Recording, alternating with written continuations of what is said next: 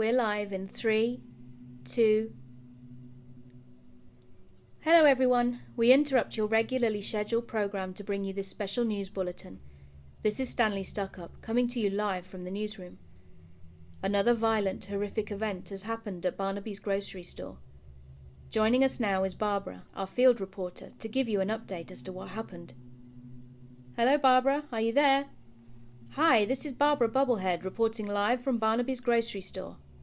Excuse me, can I get an interview? Am I on TV? Yes, we're live. Can you tell us your name? I'm Sam, short for Samantha. I'm the scan analyst here at Barnaby's. So you work here? No, I just put on this ugly uniform and hang around the store all day just for fun. Yes, I work here. Oh, did you see what happened? I was part of it. Wow. Can you tell us what happened? My name is Sam, and I'm the scan analyst here at Barnaby's. For those of you that don't know what a scan analyst is, it's just a glorified name for a price checker. I'm in charge of making sure that all the pricing for all the items in the store are correct. I am in charge of grocery, HBA, frozen food, dairy, front-end candy, tobacco, plus all the vendor items. I have to make sure that the little white price stickers that the employees put on the items match the price in my price book that Pat gives me every week, and that they both match the little white sticker on the shelf. Produce, deli, and the meat room all have their own pricing systems, so they take care of their own. Now I just want to say that Barnaby's is a very old store. We don't have one of those fancy laser tag printing machines like the big name stores do. No. We have to handwrite all the prices on all the tags for all the items. My hands hurt so badly by the end of the day. Anyway, when I was little I wanted to be a marine biologist, but as I grew older I developed ichthyophobia, which is the fear of fish, the way they swim underwater with no arms or no legs, and those beady little eyes, ugh. I can't even go into the fish section of a pet store without freaking out. Hell, I even had trouble watching Finding Nemo, for God's sakes. And that's a cartoon. Now let me tell you what happened. It was about 5:45 this morning. Pat and I met at the coffee shop across the street, like we always do. We take turns in buying coffee for each other. I take mine with cream and sugar, and he takes his black. We got our coffee and made our way to the store around 6 o'clock. Now I know what you're thinking. Why are they heading to the store at 6 if it doesn't open till 7? Well, the store doesn't open to the public until 7, but Pat and I usually go in early to get a head start on things. He does paperwork and payroll, while I start my price checks. Sometimes other employees come in early too, for cleaning or to get a head start during the holidays, or days we know we're going to be busy. Today was a normal day. Well, it was supposed to be anyway. We arrived at the store, got out of our cars, and started walking towards the building. From out of nowhere came this guy, about 6 feet tall, dressed in all black with a black ski mask covering his face. I gasped and stood there frozen in fear. He walked up to Pat, who didn't seem fazed at all, and asked, "What time do you open?" 7 o'clock, Pat replied. Then with lightning speed the guy pulled a handgun out of the waistband of his pants and put it to the back of Pat's head, and said, "You're open now. Get inside, both of you. Unlock the door." I was shaking, crying, and scared to death. "Shut up," he screamed at me. We walked into the store with only the security lights to see by.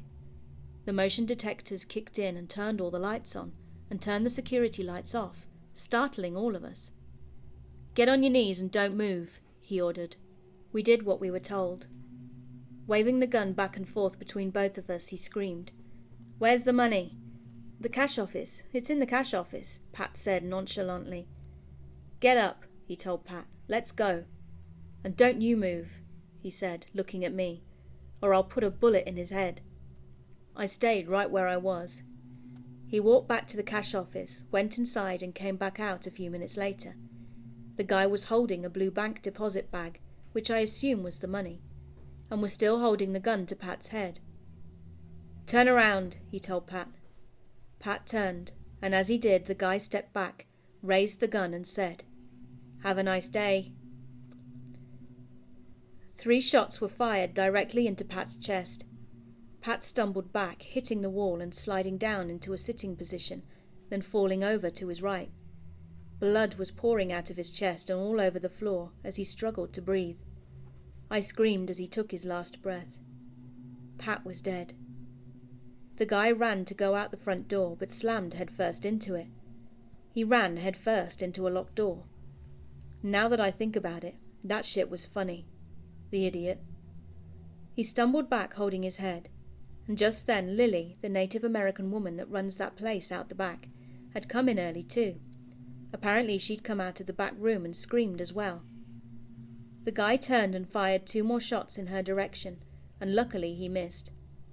Lily began screaming for help, when all of a sudden every single light in the store went out. A single gunshot and the clicking of an empty gun was heard soon after. Click, click, click. He's out of bullets, I thought.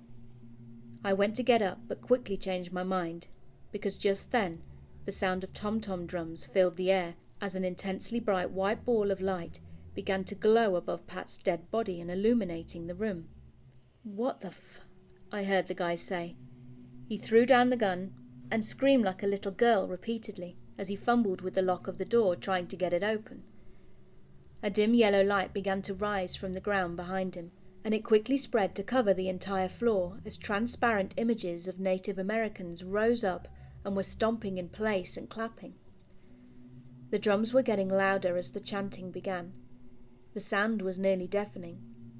Lily screamed for help over and over again, and the guy's entire body then began to convulse while he struggled with the door. Then his body snapped a 180-degree turn, like it was spun around by an unseen force, and was slammed back hard against the door. Several whooshing sounds were heard as arrows from all directions suddenly appeared out of thin air and were shot directly into the guy's chest, stomach, arms and legs, one after the other. A few arrows hit his groin area too, as well as his face. One through both eye sockets and one into his mouth as he screamed. Blood oozed from every hole in his bloody, arrow-covered body, then fell face first to the ground, driving the arrows completely through his body and out the other side. He looked like a human pincushion. The Native American images stopped stomping all at once and just stood there. The drumming stopped. The chanting stopped. It was dead silent, and the bright white ball of light then began to pulsate very quickly, like a turn signal about to blow.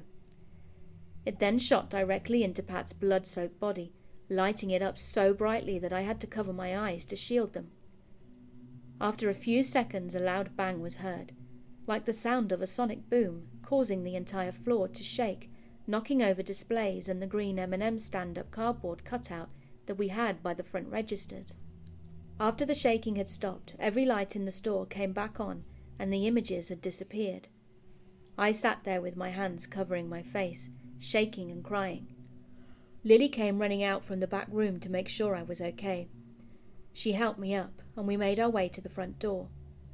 I put my hand at the right side of my face, blocking my vision so I wouldn't have to see Pat's dead body. We had no choice but to step in the blood of the guy as we got to the front door, unlocked it, and prepared to leave. Just as we were about to walk out the door, we heard a low, moaning sound. We looked to our right and saw Pat. He was moving. He was alive. No bullet holes, no blood, no nothing, like it had never happened.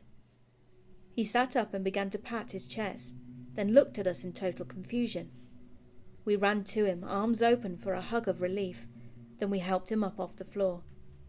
"What happened?" he said. "I'll explain later. Let's get the hell out of here," I said. We unlocked the door. Pat accidentally on purpose kicked the guy in the head as he grabbed the bloody bank bag, and we all stepped outside. The crowd dispersed, and as Lily called the police from her cell phone, we walked over to the coffee shop across the street, and I bought Pat the biggest cup of coffee they had. After what he'd been through, he deserved it. The cops showed up about 20 minutes later, with a couple of ambulances and the coroner. We walked back to the store when they'd arrived. The EMTs tended to Pat, Lily and myself, and found nothing physically wrong with any of us. Pat was physically dead less than an hour ago, from 3 gunshot wounds to the chest no less, and now he's perfectly fine. They saved his life, I thought. I've got a new respect for Native Americans, let me tell you. Anyway, the coroner loaded up the guy's body, arrows and all, then left. The cops took our statements and left, and so did the EMTs. Pat called Stephen to come and clean up the mess. He's waiting inside for him to show up. Lily went to go open her place up, and I was walking to my car so I could leave as well. Then that news reporter blonde lady asked to talk to me. So that's what happened. Back to you, Stanley. Stanley, are you there? Stanley? Yes, I'm here. I gotta go. Goodbye, everyone. And we're out.